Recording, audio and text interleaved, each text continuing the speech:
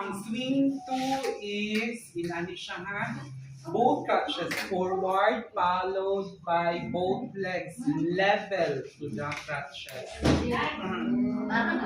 So, both crutches forward, followed by both legs level to the crutches. Ano siya ha?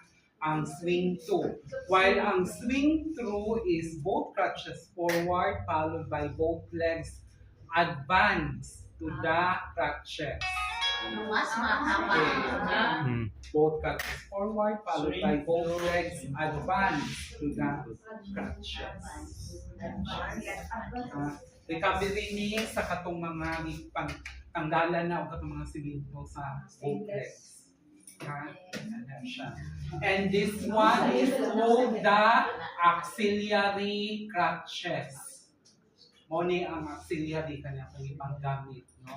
Kay ang katong na ay handle diri ana magunit wala ni siya ang touchpad ana lang siya din kani the rest spine is the gutter crutches. Kasi difference ng gutter tsaka Kuan, wala ni.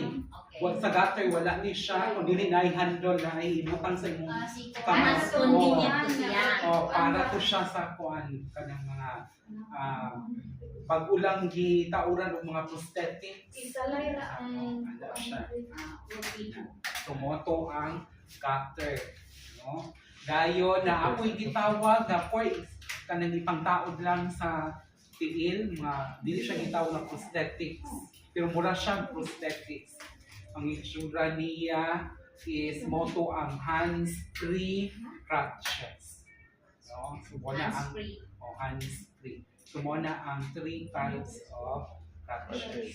Auxiliary, gutter, o hands-free. 3 kinds of crutches.